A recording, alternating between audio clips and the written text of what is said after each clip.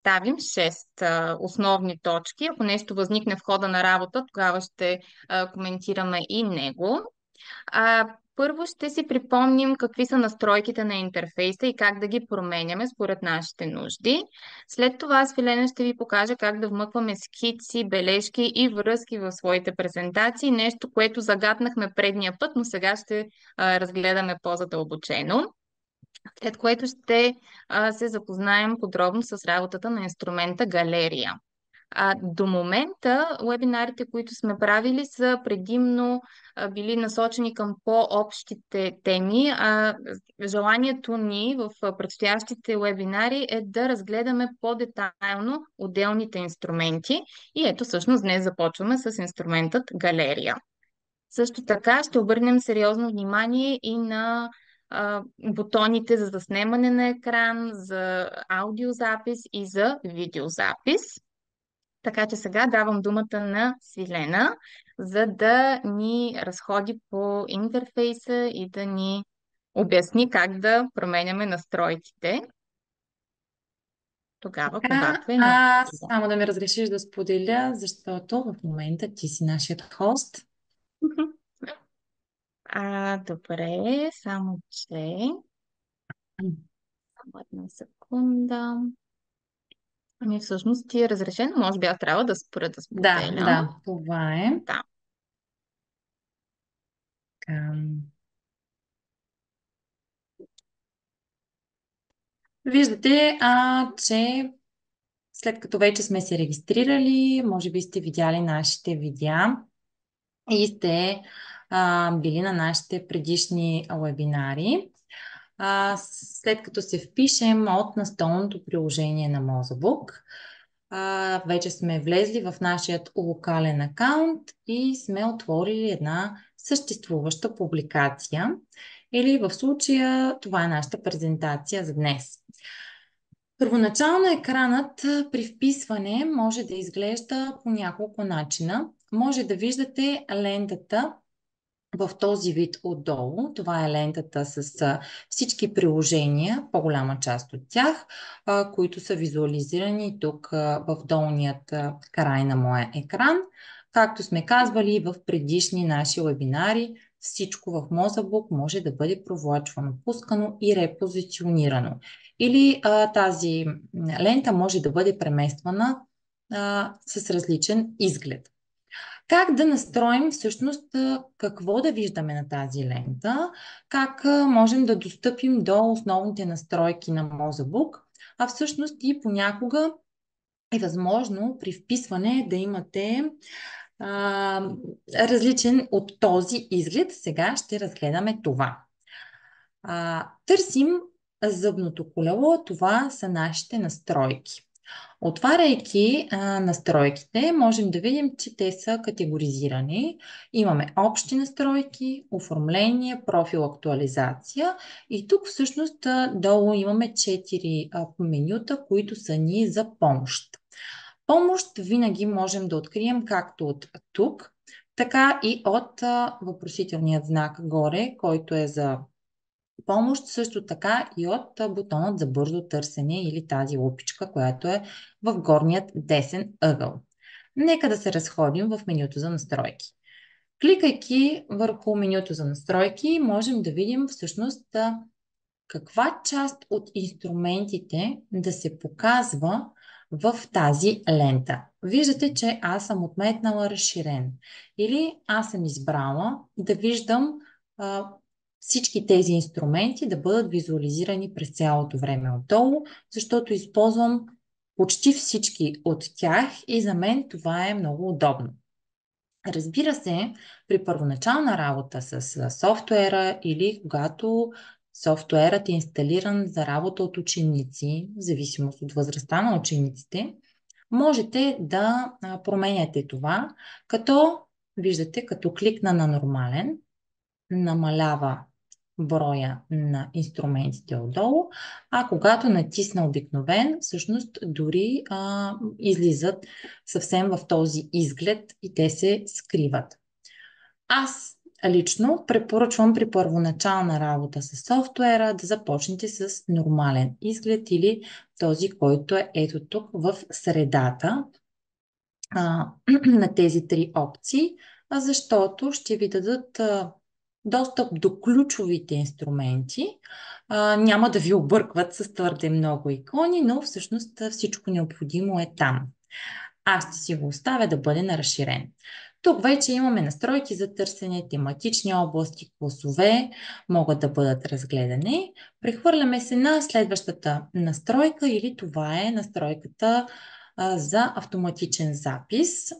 Това означава, че през определен период от време ще бъде записвано всяка една промяна, която направя на някоя съществуваща презентация, на съществуваща работна тетрадка, ще бъде отразена тази промяна и ще бъде запаметена. Тя ще бъде запаметена на това локално устройство, на този локален акаунт, с който съм се вписала. Имаме опции при рисуване. Това е за интерактивни дъски. Когато пишем по дъската или рисуваме, автоматично да се изглажда линията, да се подобрява изгледа на това, което пишем или рисуваме. Опция за отваряне на ресурси. Дали ресурсите, които отворим, било то от мултимедийната библиотека или от инструментите, да се отворят автоматично в цял екран. Аз съм го изключила, защото това ми помага, когато се отварят в по-малък прозорец, всъщност да ги премествам, да виждам къде да ги вмъкна в моята публикация и за мен това е удобно. Те са си по подразбиране, ето така, на изключено. Тук всъщност имаме и други настройки на плеерите, на 3D плеерите, как да се възпроизвеждат няколко сцени и други такива. Отиваме на настройките за мишка. Всъщност при двойно кликане, това пак е по-скоро може би за интерактивна бяла дъска. Каква да е чувствителността на движението, дали да имаме бързо меню за работа с лява ръка. Отварянето на бързо меню при продължително натискане се отваря при дясна ръка. Иконите е нещо, което искам да ви обърна внимание. Ще видите, че когато се впишете автоматично, ще ви излизат ето такива сиви светли икони, които също могат да бъдат, разбира се, позиционирани от различна страна. Виждате от лява, дясна страна, горе или долу. Всъщност могат да бъдат направени да се отварят от страната на моливника. В зависимост от това, от коя страна кликнем моливника, оттам ще се отварят и те. Те могат да бъдат там и са удобни. Удобни са, когато сме в презентационен изглед. Или когато вече сме направили своята презентация и я пуснем в такъв изглед, за да не ни пречат на визуалното, така естетическото виждане, което имаме, те се показват отстрани. Ако все пак не желаем да ги виждаме постоянно и искаме да ги скрием, можем да го направим ето от тук, да ги скрием и да не се виждат. Това е за наименованието на иконите. Когато сложим курсора върху някои от иконите, се показват техните наименования. Имаме езици. Какъв да бъде нашият втори език? Тук вече са клавиатурите, които вмъкваме. Аз съм си вкарала две клавиатури, българска традиционна и българска фонетична. Направила съм го, защото отваряйки Мозаблока, например, в училище, децата работят с българска традиционна, а аз работя с българска фонетична. За това съм си инсталирала тези две клавиатури. Профилът ни. Тук всъщност имаме достъп до основни настройки за нашия Mozaweb профил. Нашата институция, ако решим да променим нашата институция, тук всъщност ще ни прехвърли към Mozaweb. И бяхме споменали, всъщност имаше интерес при предходни вебинари, беше възникнал въпрос за бързото влизане без парола. Това е особено подходящо, ако използваме наш домашен компютър, на който влизаме ние и не се притесняваме, че някой може да навреди по някакъв начин на нашето съдържание, което имаме създадено на този локален профил, или тук вече влизаме без парола, бързия вход. Ако бъде инсталиран Мозабук, разбира се, на устройства, на които работят дечица, по-малки деца, на които им е трудно да запомнят пароли, това също е удачен вариант. Виждате, че тук пък имаме тип на влизане нормален вход. Този си е по подразбиране. Аз съм си го направила да бъде бърз ход без парола и какво всъщност да ми се отваря. Аз съм избрала да е избор на публикация и екран. Ще разгледате, имаме и други настройки. Статистика, какви данни да бъдат подавани към разработчика на системата, на софтуера. На система имаме всъщност дали да се опраснява автоматично версиите на Мозабук, какво да бъде инсталирано като инсталационен пакет. При самото инсталиране, когато смъкваме инсталационния файл, всъщност ние имаме две опции да изберем между такъв, който е с всички, с целия пакет от инструменти, или такъв, който е по-лека версия и в последствие ни предлага да изтеглим останали. Виждате, че аз имам абсолютно всички. И тук вече са настройките по подразбиране, които са всъщност направени, можем да ги възвърнем в някакъв момент. Това са в общи линии настройките, които имаме. Можем да достъпим до оформлението на интерфейса и от ето тук горе. Или съвсем така най-основните неща, които са ни необходими, ако нямаме нужда или всъщност не се чувстваме толкова компетентни да променяме нещо по интерфейса и нещо по основните настройки, за наше улеснение ето тук от 4-те точици отгоре, виждате, че когато си поставя курсора ми излиза оформление, мога да си всъщност избера изгледа на моето меню. Мога да сменя и иконите си от цветни и едноцветни. Тук всъщност имам настройки на иконите, моливника и такива основни предпочитания, което ми е много удобно за работа, ако не желая да влизам в точно тези настройки. Отправяме се до един много полезен, бих казала, инструмент. Инструментът за вмъкване на скици, бележки и връзки. Той се намира в съвсем непосредствена близост до зъбното колело с заглавие вмъкване. Какво можем да вмъкнем от тук? Имаме, виждате, няколко опции. Ще започнем отгоре надолу. Първата опция е опцията скица. Кликайки върху опцията скица, имаме няколко размера на скица. По-малка, по-голяма и най-голяма. Ориентация, вече тук можем да променяме дали да е портретно или пейзажно.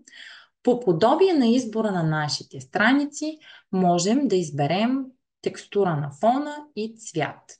Виждате, че до тук се ограничава това, защото това е всъщност като една допълнителна страничка, като едно допълнително изкачащо меню, което да си вмъкнем в нашата работна тетрадка. И отваряйки скицата, виждате, че изглежда като един бял лист, на който ние можем да пишем. Ако е на интерактивна дъска, това е много удобно, когато имаме отворена презентация, отворена публикация и искаме да разпишем някоя задача, искаме да визуализираме нещо, като нарисуваме някаква скица, затова е озаглавено и скица. Това всъщност ни дава възможност и да вмъкваме мултимедия или всичко това, което го имаме в медийната библиотека, може да бъде вмъкнато. И сега ще ви покажа. Днес съм решила тематично моята тема да бъде Рим. А, Избирайки си ключова дума Рим, избрах всички тези мултимедийни файлове от тип изображения да бъдат от библиотеката на Mozilla. Или това са файлове, които са със свободен достъп. Говорили сме за това. С провлачване и пускане аз мога да си вмъкна изображения, които ще ми бъдат необходими, например в урок за Рим. Ето, ще си вмъкна Колизеума, ще вмъкна Пантеона и всякакви такива изображения, които биха ми били полезни. Освен изображения, аз мога да си вмъкна и видеа, които всъщност да отворя в някакъв последващ вариант. Когато съм приключила с всичко това, което ще вмъквам, натискам пинчето и избирам в какъв вариант да вмъкна моята скица. Аз желая да я вмъкна като малка икона. Или тази малка икона, виждаме, че вече е вмъкната и можем да я отворим в последващ момент и да видим какво е вмъкнато в нея. Отваряйки, можем да видим всичко допълнително, което е вмъкнато. Следващото, което можем да вмъкнем, разбира се, може да вмъкнем и текст, графика. Следващата ни опция е вмъкване на бележка. Виждате вече, че тук имаме доста по-малко пространство. Това е за някаква кратка бележка, която искаме да допълним, някаква информация, която сме желали допълнително да дадем към някоя задача, презентация, която сме изпратили, например, на учениците сами да прочетат или да се подготвят и сме дали някаква допълнителна бележка, а всъщност може и в час да бъде отворена. Ето, аз ще вмъкна, дойдох, видях, победих. Така, и ще си я вмъкна отново като малка икона. И ето я, дойдох, видях, победих. Тук Свиле, предварително. само за секунда ще те прекъсна. Много се извинявам за грубостта, но понеже виждам в чата страшно много въпроси от типа на аз такова нещо нямам, такава икона не ми излиза. Нека да уточним докато е момента. Първо, само секунда, понеже прочетох няколко коментара. Един от колегите беше написал, че отваря онлайн през браузъра Mozilla. Тогава няма как да видите всички тези настройки, които има на столното приложение. Онлайн браузъра е по-скоро за презентиране на вече създаденото. А тук в момента ние ви показваме как да създавате, така че за да виждате тези настройки е необходимо да използвате настолното приложение първо. И второ, наистина това, което Свилена ви показа преди малко, е всъщност как да си изкарате всички тези бутони, които са ни необходими. Има няколко начина. Тя ви показа отгоре от четирите кръгчета. Има още един начин, който не знам дали Свиле показа от Отстрани. това триъгълниче отстрани. Да, също мисля, че кликни да покажеш. Ето, Да, веднага се показва най-долу. И да. всъщност виждате как се променят долу броя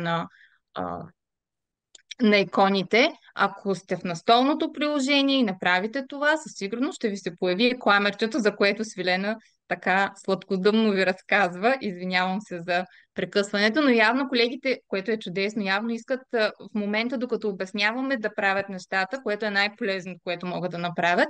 Така че може би е хубаво на момента да ги отстраняваме тези неясноти. Да, благодаря Прекъсвам. много за това, че ли наследи всъщност въпросите, за да можем да сме ви полезни. Да, това става след като вече ние имаме ето този изглед, както ви показах, или от зъбното колело настройваме да ни се покаже цялостната лента, или тук отгоре, или разбира се, ето тук от триъгълничета, да можем да всъщност да сменяме изгледа само че тук имаме две опции от най-основен до този, който сме избрали, всъщност като разширен, отдолу с всички задачи.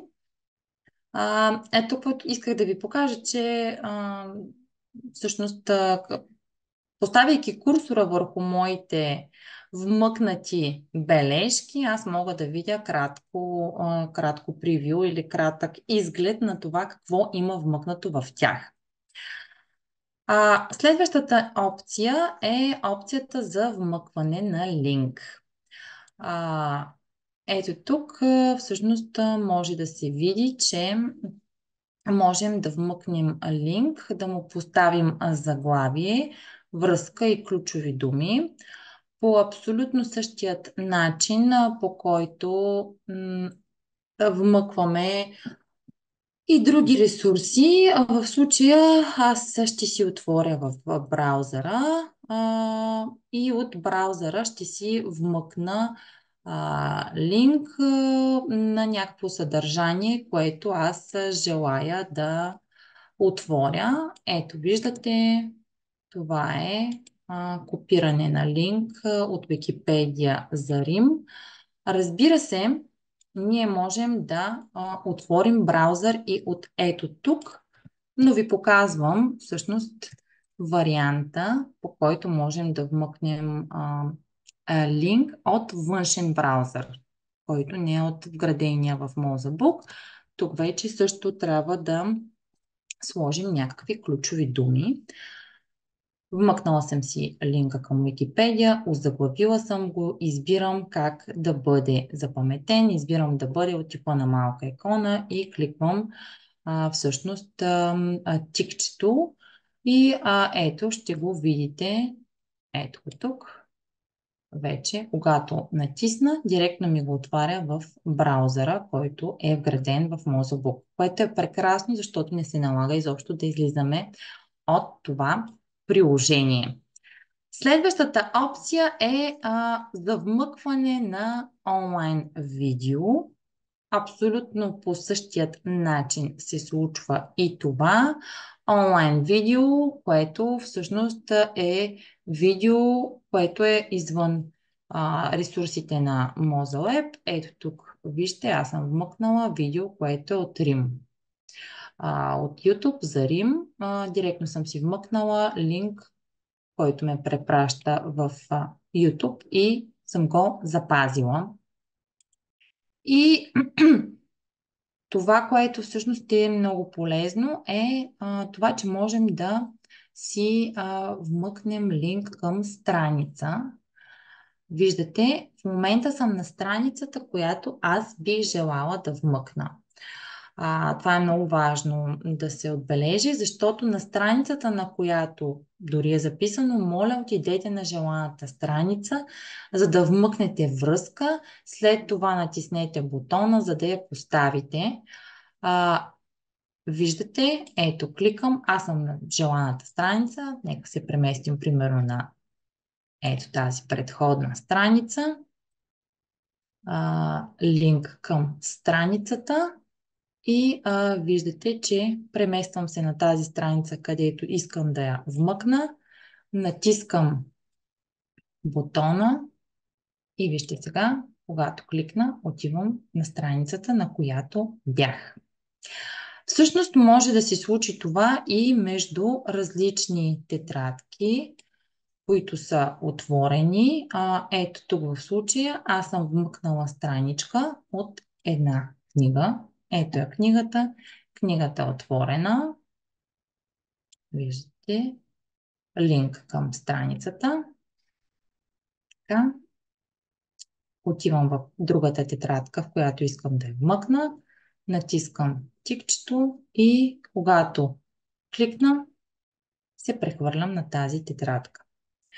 Важно е да кажем, че всъщност това е книга, която е създадена от Mozilla с различни интерактивни ресурси. Ние имаме достъп до демо версиите им, но това може да се случва между различни тетрадки наши, които ние сме създали и искаме да направим препратка от една тетрадка към друга. В случая ще бъде към конкретна страница. И последното нещо, което всъщност имаме като опция от бутона вмъкване, е добавяне на отметка. И автоматично ни се добавя отметка на тази страница. В миналият ни вебинар показах как можем да направим това и от съдържанието и от страниците. Може би помните, с кликане на десен бутон ние можехме да поставим отметка и тук. В случая ние натиснахме отметката от ето това кламерче. И сега ще позволя на Лина да ви покаже всъщност един прекрасен инструмент, инструментът галерия. Лина? Да? Да, аз вече споделям своята презентация. Сега, какво представлява инструмента галерия? Първо, може би трябва да кажем къде да го открием. Както всички инструменти на Mozebook, те се крият зад тази иконка четвърта поред пета под формата на чукче. Кликайки върху нея, всъщност ще видим, че галерията е първото, което излиза като инструмент. Аз съм на английската версия, съжалявам, но съм учител по английски, така че ще ми простите. Кликайки върху тази икона се зарежда това, което всъщност виждате и на екрана ми. Отварям,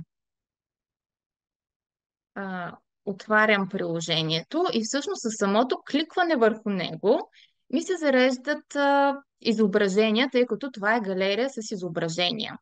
Може би обаче ще работя върху чиста страница, за да виждате как се случва всичко съвсем от самото му начало.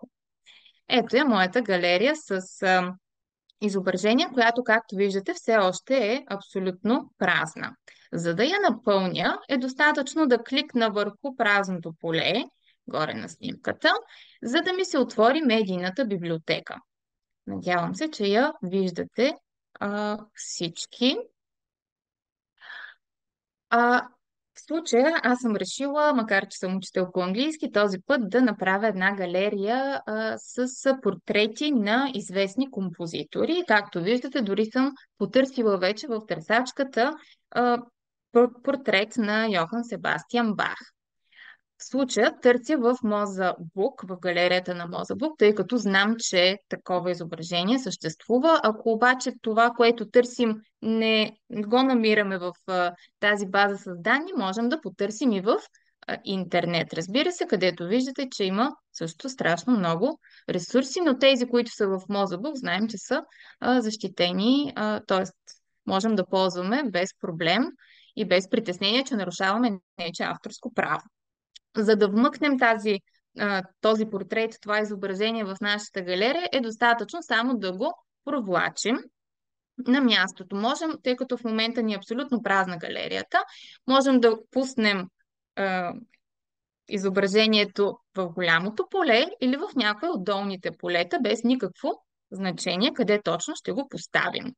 Виждате, че вече имаме едно изображение в нашата галерия, което можем да наименоваме. Можем и да премахнем обозначението, но аз искам този път, не да го премахнем, а да го преместим, извинете, аз искам този път наименованието на композитора, името му да стои под портрета, така че сега ще запиша Йохан Себастиан Бах.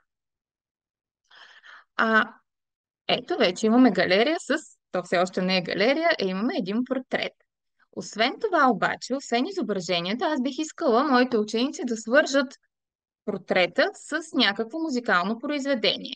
За целта трябва да потърся аудиофайл, отново от галерията от медийната библиотека. Виждаме под изображения, имаме видеа, имаме и аудиофайлове. Аудиофайлове можем да вмъкваме в галерията с изображения, за да обогатим своят ресурс. Кликайки върху аудиофайлове, виждаме, че тъй като все още в търсачката съм написала Бах, ми излизат поредица от музикални произведения. И за да провлача откъса от съответното произведение, е необходимо отново само да го хвана с двоен клик и да го пусна върху самото изображение. Отново няма значение дали в голямото или в долу малкото поле. Сега вече виждате, че имаме и бутон Play и при стартиране на този бутон ще чуем и съответният отказ от музикално произведение. Само, че това, пак казвам, все още не е достатъчно пълна галерия. Ще добавим още композитори. Нека да потърсим Моцарт.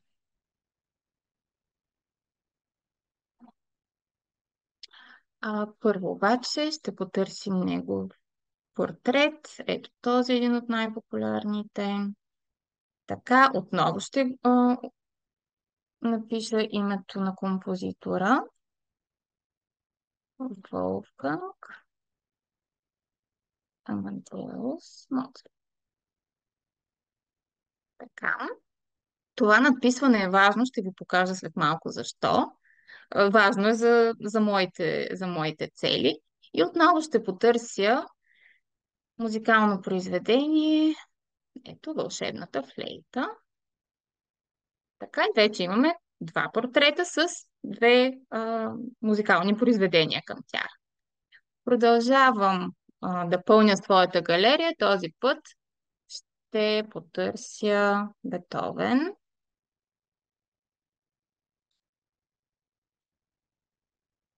Така, първо обаче отново ще взема произведение. Отново мога да го пусна долу, но мога и горе да го ставя.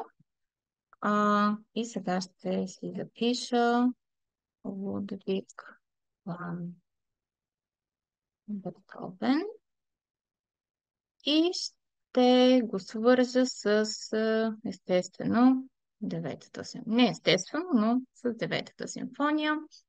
Ще добавя още един любим мой композитор. Това е Шопен. Мгм. Да, важно е да ги изписваме правилно, когато ги търсим. Ето един портрет на Шопен. Ако го пусна горе, пак казвам, отново ще а, мога да запълня своята галерия. Ето, Фредерик Шопен и ще потърся негово музикално произведение.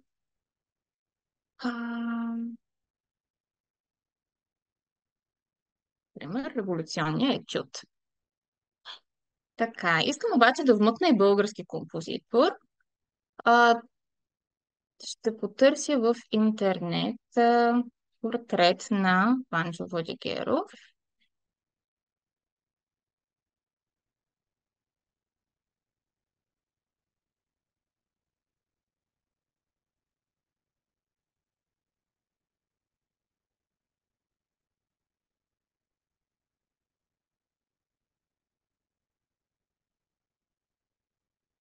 Повечето, тъй като гледам с малка резолюция. А,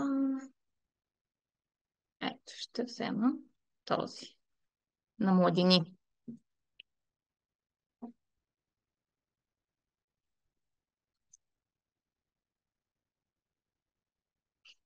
Така, и тъй като а, няма в базата данни аудиофайл нито в интернет, нито в Мозабук на Рапсодия Вардер, например, затова по-късно ще ви покажа как точно, с помощта на Мозабук, разбира се, записах аудиофайл на Рапсодия Вардер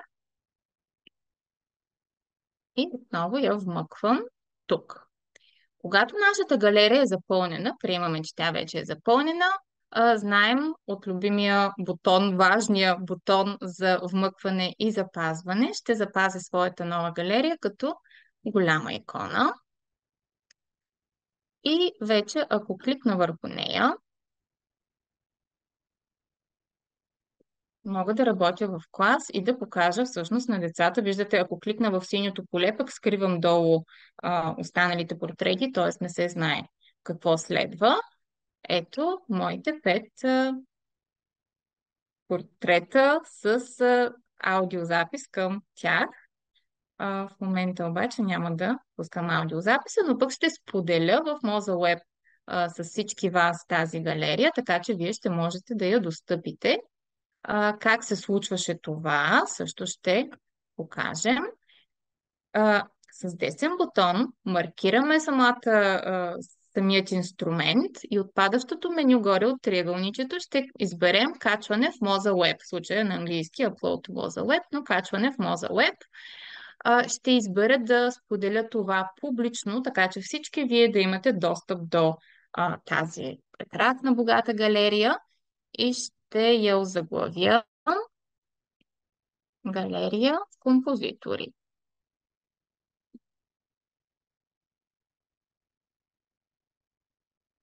Качвам в Mozilla, мога да избера отново предмет, в случая предмета ще бъде музика.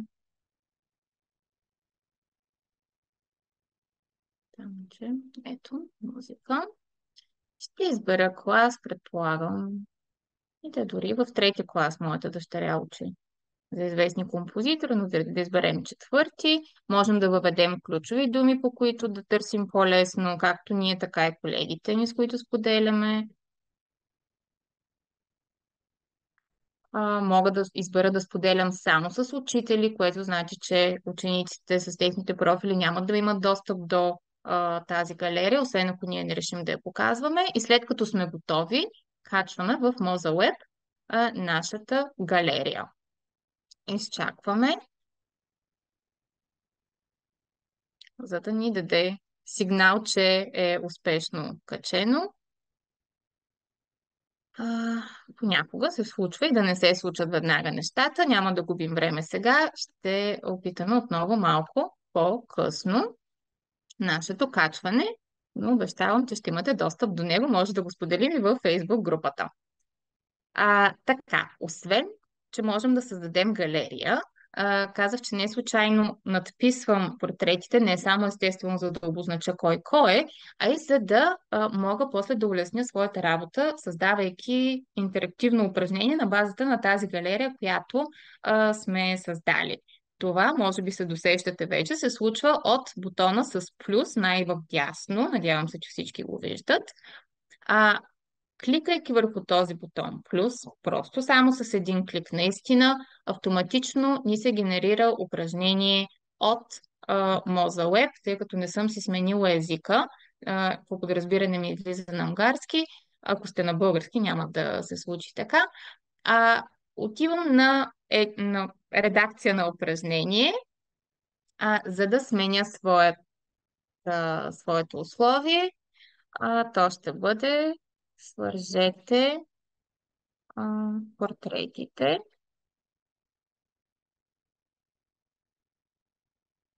на композиторите с техните имена. И сега, забелязваме, че резолюцията на тази снимка на Панчо Владигеров не е много добра. Можем да я сменим, като всъщност отново трябва да изберем от галерия портрети. Виждате, можем да я преоразмерим, да я променим. Ето така ще я оставим. Отново запазваме и ако решим, можем и да вмъкнем това упражнение в нашата работна тетрадка, така че то да бъде готово и за ползване по-късно. Ето неговата икона, него също мога да го споделя в облачното пространство, мога да го дам за домашна работа, за работа в клас, така както ви показвахме дробно предният път. В общи линии с това се изчерпва моето представяне на този инструмент. Той е изключително полезен и за часовете по история, и за мен като учител по чужд език тогава, когато въвеждам някаква лексика. И при още, вие сами ще се сетите, сигурна съм, какво приложение може да намери това в вашата работа и в предмета, който вие преподавате. А сега давам думата на Свилена, която ще продължи с следващата точка от нашия план за деня. Да, всъщност Лина ви загадна, че ще си говорим за любимия наш инструмент, ако мога така да кажа, да си позволя, или инструментът, който е за снимка на екрана, рекордър, който се намира ето тук в долната част на менюто. Виждате, почнахме малко от дясно наляво, настройки, вмъкване и следващият е снимка на екрана. Когато натиснем бутонът снимка на екрана, виждате колко много възможности имаме за това. Първата ни възможност е снимка на цял екран. Кликайки тук, автоматично се прави екранна снимка, която можем да вмъкнем, която заснима абсолютно всичко, което сме отворили. Следващата е снимка, която е съдържание на прозорец. И аз ще ви покажа как, когато съм отворила два прозореца на един екран, аз съм отворила два прозореца или имам мултимедийната библиотека, отворена тук в страни и моята страница, по която работя. Избирам съдържание на прозорец. Виждате, когато преместя своят курсор, мишката си, това, което ще заснема, става малко по-сиво. Виждате, че ще си изберем, само секунда. Така, връзката ми нещо се натовари. Всъщност, кликайки тук, аз мога да снимам екранът, прозорецът, който желая. Единият от двата прозореца. Следващата ми опция е прозорец с рамка.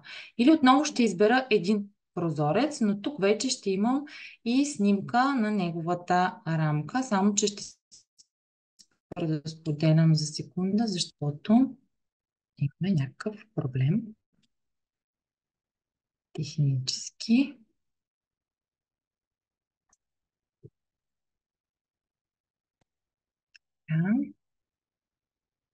Добре, хайде да видим дали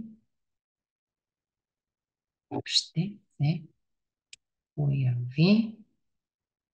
Не иска да го отвори. Така, избирайки тази опция, всъщност ще заснема прозореца, който желая с неговата горна част или с наименованието на това, кой е прозорецът, който съм отворила.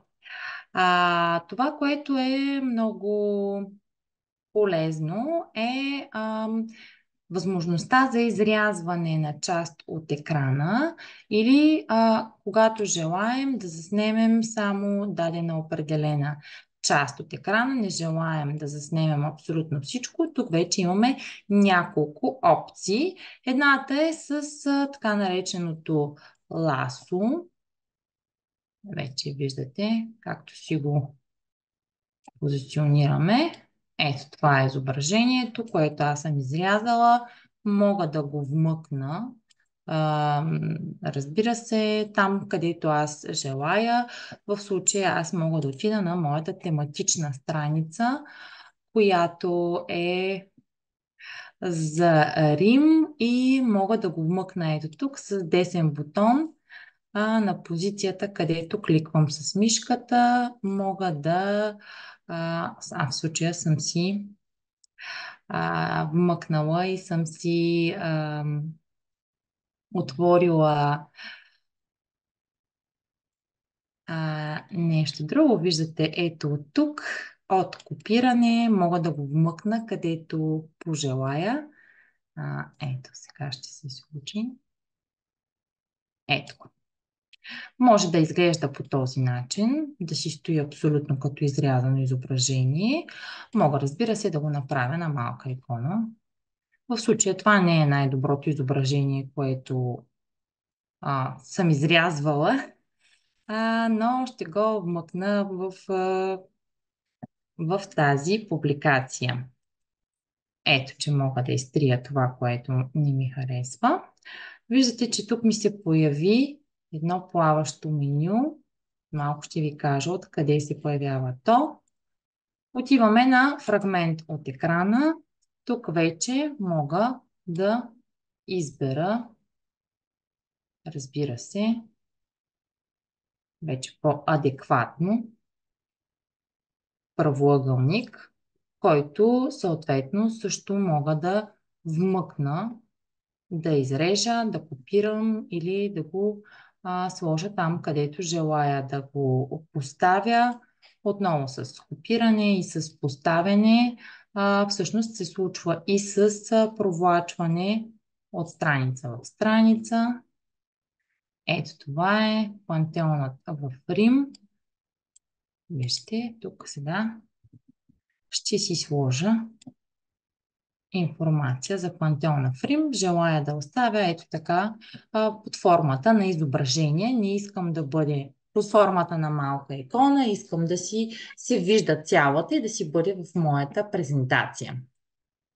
Следващото, което всъщност можем да изберем от тук е единична страница или да заснемем една страница от нашия екран. Ето, виждате автоматично страницата, която сме отворили, без нищо странично, нито лентата с отметките, нито отгоре всички отворени табове. Единствено и само се заснема страницата, която сме отворили. Или ако аз съм ето тук на пантеонът в Рим и искам да заснема тази страница, всъщност тук ще изтрия това, ще се прехвърля.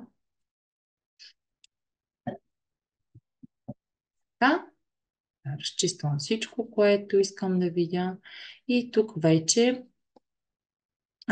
ще си заснема всъщност само самата страница и вече ще мога да отворя единствено и изцяло тази страница.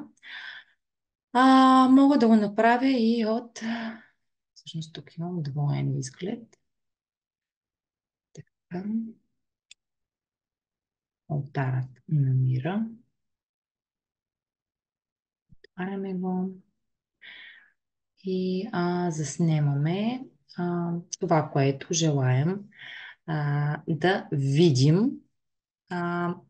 Имайте предвид, че има неща, които са с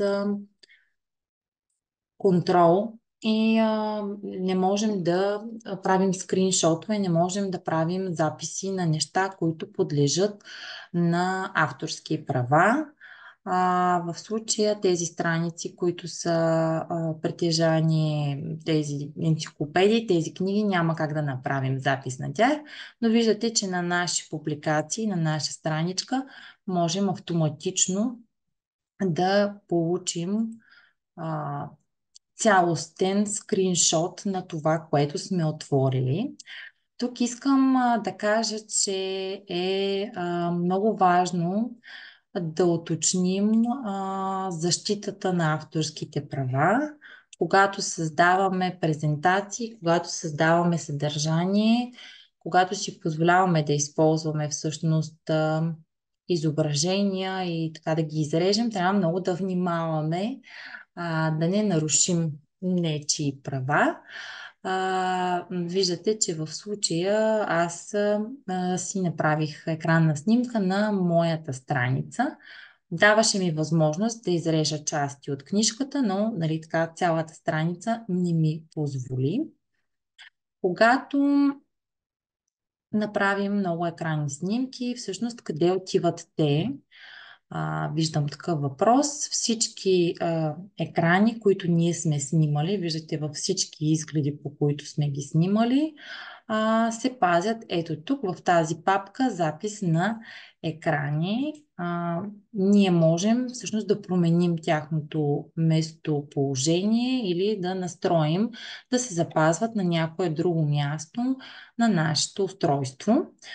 Тук мога да достъпя до абсолютно всички тези, които аз съм направила.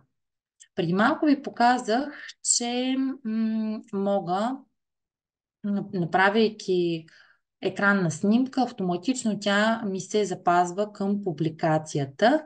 Мога да дам опция всяка екранна снимка, която направя, да се запазва към нова страница, към нов прозорец или само да се запазва. Какво означава това? Само да се запазва означава, че при всеки един запис тя ще отива ето в тази папка снимки на екрана. Опцията, която всъщност е много полезна и това, което аз най-често ползвам, преди малко ви показах, че ми се показва цяла лента с инструменти. Виждате, тук са ми опциите за снимка на екрана, тук вече са ми лентите с инструменти. Или в кой режим на мен ще ми се наложи да използвам повече от веднъж. Затова не желая да отварям всеки път това меню изкачащото. Искам то да си стои ето тук. Това е меню, което ще ползвам няколко пъти. Мога да си го репозиционирам, да го премествам там, където на мен ще ми бъде удобно. Тук имаме същите опции. Виждате, имаме запис на екрана, записи вмъкване на съдържанието на прозореца, записи поставяне на прозореца, вече при тук ще ни снима и горната част на екрана. Имаме ласото и правоъгълничето с изрязване и цялата страница. Също имаме къде ще бъдат записани нашите екрани и настройката дали да бъдат вмъквани в публикация. Тук имаме едно ученце. Какво е това ученце? Ученцето ми показва всъщност прозорци, които са отворени извън настолното приложение Mozilla или ако аз желая да си направя екранна снимка на нещо, което не е в настолното приложение. Аз, например, ще отворя урок за Рим, дигитален урок от Mozilla Рим, вечният град. И ще изрежа ето тази таблица от тук. Искам да ви кажа, че това ще се запамети на страницата, която сме отворили автоматично. Или това ще бъде запаметено ето в страницата, в която се намирам аз. Виждате с ученцето. Ето тук и страничката. Избирам си правоъгълника, защото той ще бъде най-удобен. И правя екранна снимка. Виждате, че продължавам да бъда тук на същата тази страница, която съм отворила, на същото място, от което съм направила снимката. Какво значи това? Че аз мога да направя множество екранни снимки и те отново ще отидат на едно и също място. Ето ги. Ето това е таблицата. А това е всъщност снимката, която аз си направих и мога да ги вмъквам в моите публикации и да ги използвам. Пак казвам, разбира се, тук пак трябва да се съобразим с авторското право и да внимаваме, нали, за какви цели използваме тези екранни снимки. Много е удобно това с менюто, защото ни помага с ученцето много лесно да се прехвърляме в различните публикации, в различните изгледи. Всички тези снимки, екрани, които сме заснели, могат да бъдат, разбира се, вмъквани като икони, могат да бъдат вмъквани като изображения, могат да бъдат задавани като фон на екрана, всички тези функции, които имаме и като отворим изображения от мултимедийната библиотека, включително можем да си ги изпратим към десктопа или ако трябва нещо да изрежем и да го използваме в последствие, можем да си го ето, виждате, аз съм си го изпратила и към моя компютър и вече имам достъп до него и тук, което означава, че мога да го използвам и в различен сценарий от посочения. И тук всъщност ви показвам как, кликайки два пъти, менюто, което съм отворила, се скрива и вече не се показва в този си вид, в който може да бъде премествано. Лина ще ни покаже другите опции на рекордера. Да, всъщност Свилена доста подробно ви разходи по целия списък с опции. За мен остават последните три, които пък обаче са и доста атрактивни, бих казала. Става дума за запис на видео и за аудиозапис, който можем да правим успоредно с нашите презентации. Отварям една скоба, като споделям, че през 2020 март месец, когато всички бяхме изправени пред предизвикателството COVID-19, именно тези два бутона, особено за видеозапис, бяха особено използвани от мен и от колегите в нашето училище, Средно училище Йоан Екзер Български, за да записваме видео уроци, видеоуроците всъщност, които правим с своите ученици в Zoom тогава първоначално, а после споделяхме на тези, които евентуално по някаква причина не са успели да се включат или просто за по-късно отново връщане към урока, нещо, което наистина беше изключително удобно. И сега ще ви покажа горе-долу какво точно правихме и как се случваха нещата. Само, че не съм сигурна как съм си споделила екрана. Виждаме Да, ти екрана. би трябвало да не ми виждате лентата, да. Така, сега, отново от тази камерка, или фотоапарат, който Свилена така подробно разгледа, избираме предпоследната опция. При вас трябва да е видео рекордер, при мен е на английски съответно видео рекордер. Кликайки върху тази икона, ми се отваря това подвижно меню, плаващо меню, което виждате, че около него излезе едно такова очертание с пунктир, където е по-светло. Това всъщност е мястото, което към момента би могло да бъде записвано, ако натисна бутона червения за запис REC от Record. В общи линии, изображенията, иконите, които виждате, са горе-долу същите като тези за снимането на екран. Има няколко допълнителни, които сега ще разгледаме. Какво имаме предвид? Първо, от ученцето вече видяхте, че можем да скрием Мозабук и да отидем някъде другаде, в друго приложение, което сме отворили. Аз обаче смятам да работя в Мозабук. От следващия бутон можем да изберем цял екран. Ако кликна върху тази опция, виждате, че този пунктир минава по целия екран абсолютно и ми се виждат всички табове, инструменти, лента с инструменти и така нататък. Ако обаче избера следващото, което е да избера съдържание на прозорец, за тази цел е хубаво да имам няколко отворени прозореца, иначе тази функционалност няма да има смисъл. Ето да речем, отварям си медийната библиотека и ако избера сега съдържание на прозорец, виждате как целият екран стана леко матиран, тъй като имам два прозореца отворени. В момента това е моята основна работна тетрадка и медийната библиотека.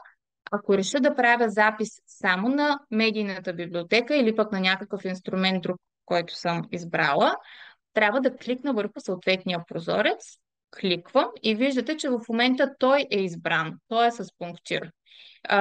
Но мога да местя това очертание, виждате, но то е с размерите на прозореца, който съм дала първоначално за заснемане. Следващата функция пък е за избиране на определен отсек от самата страница. Това се случва, както преди малко Свилена ви показа с снимките, т.е. мога да си маркирам с провлачване обсега, който искам да запиша, да речем, ще бъде само ето този, като естествено този прозорец мога да го преоразмерявам, ако нещо не съм го така изчислила точно на ръка. Ето да речем, искам да правя запис върху това. Следващата икона е пък за заснемане на страницата, което ще рече, че ще хване само страницата от Мозабук. Ако забелязвате, нищо вече извън тази страница, т.е. извън слайда ми основния, няма да влезе в този запис.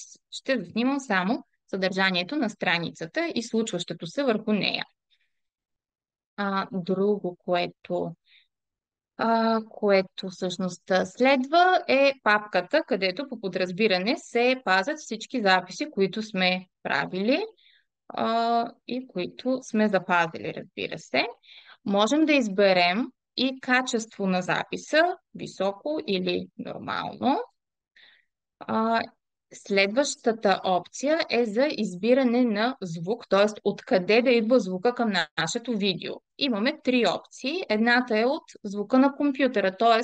ако не говоря по време на обясняването на това, което се случва на екрана и да речем искам в последствие да добавя звук с по-изчистено качество и така нататък, трябва да избера само Computer Sound. Тогава ще се възпроизвежда звук, който идва от компютъра, да речем някакъв музикален файл, аудиофайл или ако пусна някакво видео, което също има звук, то ще се чува на моят запис. Мога да го деактивирам, като кликна върху него. Тогава виждате пък, че се активира третата опция без аудиозвук. Там съответно ще има само картина без звук. Това, което аз правях, когато записвах тези обучителни видеа, за които ви споменах, беше да използвам и звука от компютъра и звука на микрофона на компютъра. Естествено, ако решите да го правите, е най-добре да бъдете с специален сет слушалки с микрофон, за да се абстрахирате да ограничите до минимум страничните шумове в помещението, но естествено и с стандартен микрофон от компютър също се получава. Зависи от целите на нашия запис. Така, това е за звука. От тук можем да изберем и силата на звука. Той по подразбиране е максимално силен, т.е. дори да правите някакъв запис на нещо по-тихо, пускайки го, ще осъзнаете, че всъщност звука излиза малко по-силен, което е добре, защото по-лесно може да се регулира в посока намаляването му, отколкото обратно. И нещо, което е изключително полезно е този хайлайтер, който всъщност можем да изберем. Той в момента е изключен, аз обаче ще му дам да бъде включен, за да мога, ще видите, когато започне записа, да отбелязвам, примерно, да соча и обяснявайки така, децата да могат да следят онова, което обяснявам. И след като съм дала всички свои настройки, трябва да натисна бутона Запиши. В момента всъщност още веднъж да огледам.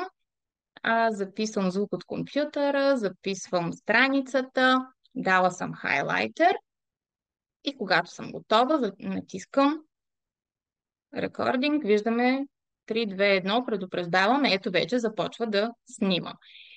Курсора, ако забелязвате, не мога да пиша с него, но го движа и всъщност ако не кликна някъде, той е в жълто.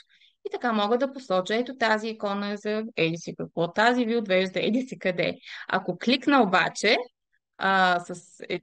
при кликване виждате, че става червена точка, т.е. акцентирам, привличам вниманието върху това, което показвам.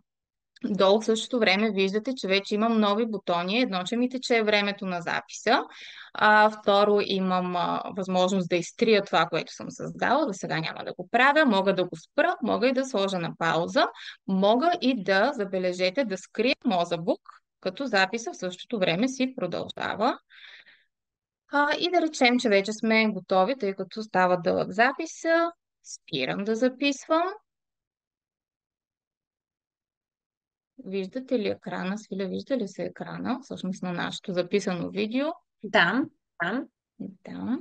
Ето, даже и аз се виждам горе, как говоря и обяснявам. Тъй като не дадох звук от микрофона, звук няма, но всичко останало виждате, че се записва. Също това е все още първото пускане на видеото. Само искам да стигнем и до момента, в който а, правим запис и на нещо извън мозък. И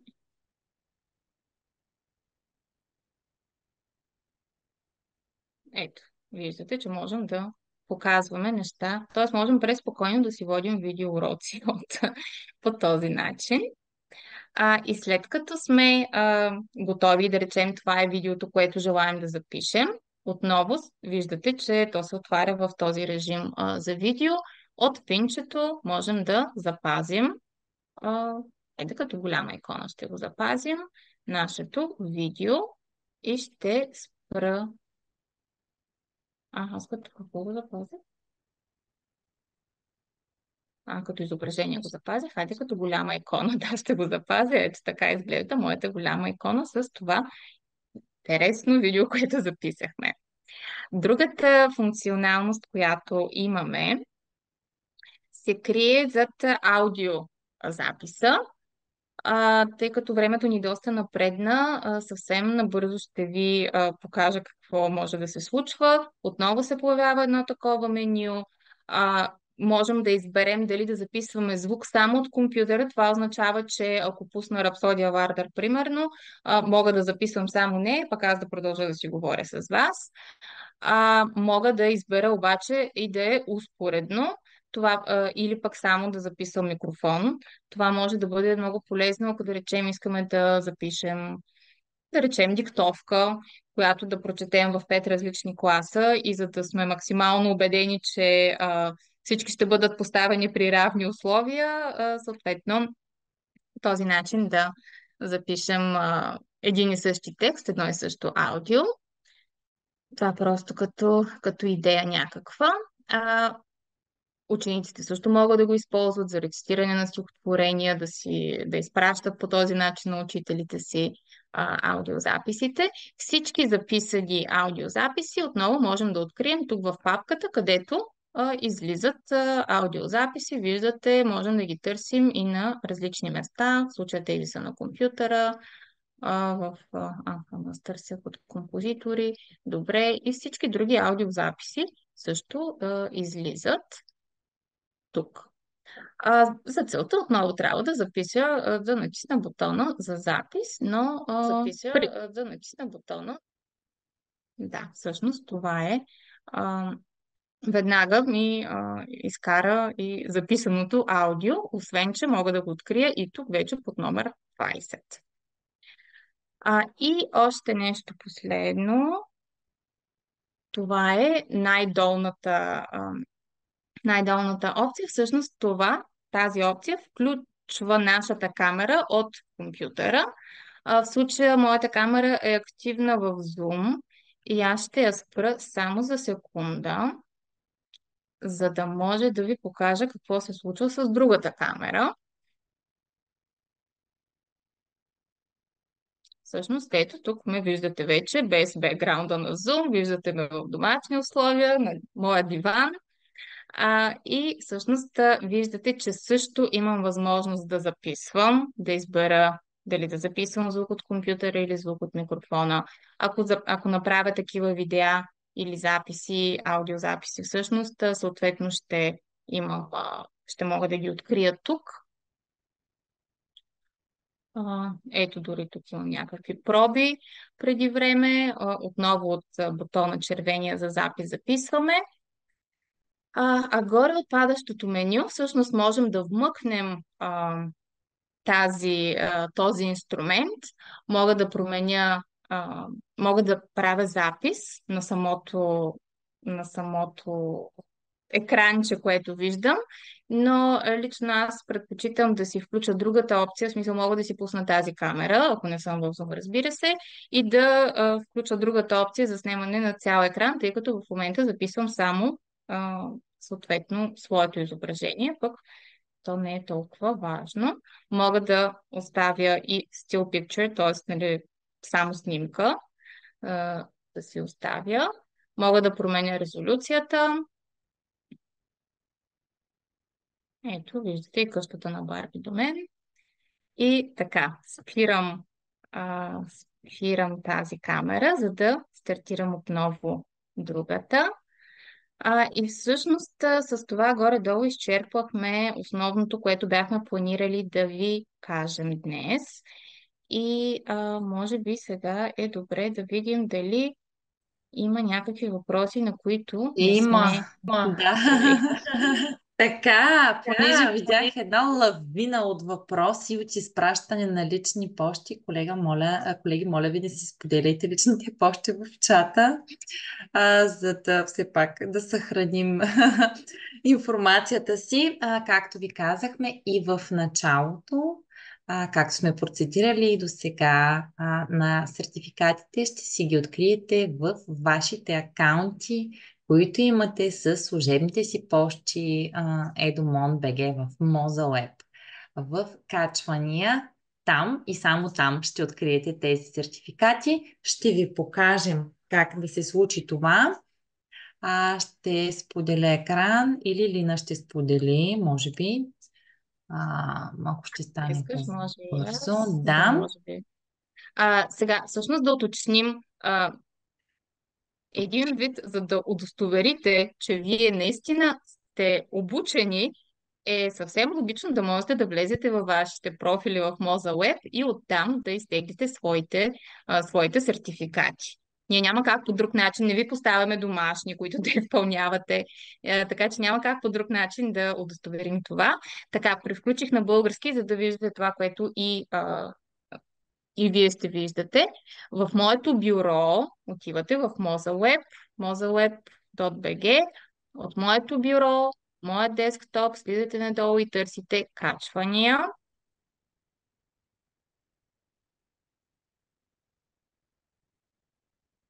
Така, доста хора сме във връзката и по-бавно се случват нещата. Сега тук виждате моите качвания от последно време, включително и тази галерия, която направихме с вас и която ви споделих и в чата на Zoom. Така, виждате собствените колекции, виждате и споделено с мен. Това са споделени неща и на други колеги с нас. Тоест, тук вие ще откриете вашите сертификати. И от тук Както можете да ги изтеглите. Както от този вебинар, така и от предходните вебинари, в които сте се включили. Така там ще откриете абсолютно всички сертификати за Може участие. ли само още нещо да така припомня във връзка с сертификатите, тъй като преди време имаше колега, който съм сигурна, че е бил в срещата, но не е попълнил формуляра, Google формуляра, който сега пуснахме в чата. Много моля да го попълни, ако желая да получи сертификат. Самия факт, че се е регистрирал в Zoom, по никакъв начин не удостоверява, че наистина е присъствал на обучението. Така че моля, съобразете се с това наше изискване да попълните и Google формуляра с вашите данни, за да ви се издаде сертификат.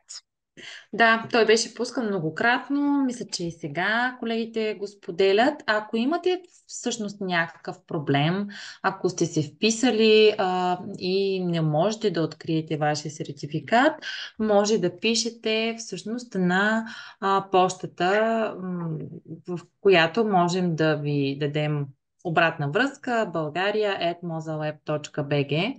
Така че, ако имате някакъв проблем с това, разбира се, ако някой от вас имат регистрация с лична поща, мисля, че имаше и такива колеги от училища в чужбина или такива, които нямат Edumon акаунти, ще ги получат там. Но в принцип всички ние, знаете, се вписваме с едомонските си акаунти и ще открием сертификатите си, регистрирайки се с едомонските си акаунти. Искаме да ви кажем на още един въпрос-отговор, дали можем да вмъкваме видео от YouTube. Да, видяхте, можем от няколко места. Можем да направим това. Днес показахме как да стане това с вмъкване на връзка. Бихте ли повторили отново къде можем да си изтеглим сертификата? Ами да, Лина го показа. Moza Web, BG. Влизаме в моето бюро, от моето бюро от качвания. Ето го. Още нещо, когато са готови вашите сертификати, обикновено колегите от Mosaic Education разпращат имейли на всички участници, в които отново има изрични така стъпка по стъпка къде да влезете, на кой линк да последвате, за да ви отведе най-бързо до мястото, така че не се притеснявайте. Там ще получите и записа от вебинара, а всички, понеже видях, че и такива въпроси има, видях, че и колегите изпратиха линкове, но всички предходни вебинари можете да гледате на запис в YouTube канала на Mosaic Education, както и в Facebook групата, която наброява все повече хора. Да, така е. Чувствайте се така свободни да ни задавате въпроси. Много се радваме, когато вече видим въпроси на хора, които са отворили, действали, работили, така да се каже, разцъкали нещата. Отворени сме и ако имате и технически проблеми, пак ви казвам, можете да пишете на имейлът, който е за сапорт. Много ви благодарим за отделеното време. Пожелаваме ви прекрасна неделя, слънчева, позитивна и успешна работна седмица. Надявам се, че всички сте заредени с сили и енергия и до нови срещи!